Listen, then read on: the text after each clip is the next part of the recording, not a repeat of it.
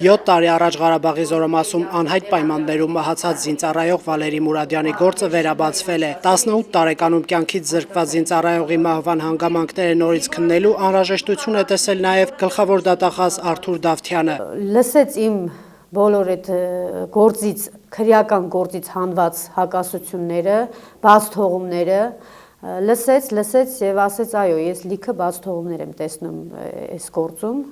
քննիչի կողմից։ Գլխավոր դատախազի ու զոհված զինծառայողների ծնողների հանդիպումն անցած տարվա նոյեմբերին է եղել։ Նանա Մուրադյանը պնդել է, որդու գործով ոչ արդյունավետ քննություն է անցկացվել, ինչի պատճառով բացահայտում չի լինում։ Անհետացել են ճտկակոշիկները, որով ենթադրաբար ինքնասպանության ժամանակ զինծառայողը կանգնել է աթոռին։ Ժամանակին չեն փորձաքննվել նաև սպանության պահին զինծառայողի հագին եղած հագուստները։ Հիմա ասում եմ, այդ հագուստից մենք կարող ենք հետքեր վերցնենք, կարող ենք վերականգնենք, ասում եմ ոչ։ Ուրեմն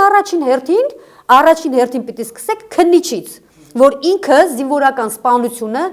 կոծկելա տարելա փակուղի։ Նանա Մուրադյանը կասկածներ ունի, որ որդու մահը կապված է վառելիքի գողության հետ։ Մահից մեկ օր առաջ Վալերին նրան տեղեկացրել է, ինքը վառելիքի գողության է ականատես եղել։ Իմ տղային խմբակային են սպանել։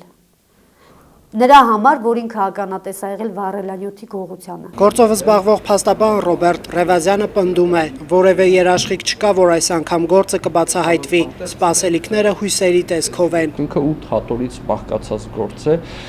բնական է, որ այդ ամենի մենք տեղյակ չենք եւ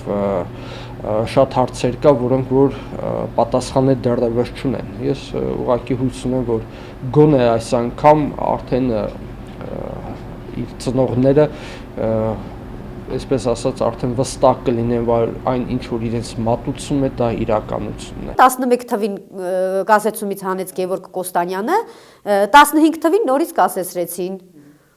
Ինչ արեցին այդ արանքը, ոչինչ։ 18-ամյա որդուն կորցրած մորը չի բավարարում միայն գործի վերաբացումը, նա պահանջում է, որ պատասխանատվության ենթարկվեն նաև այն քննիչները, ովքեր ոչնչացրել են կարևոր ապացույցները։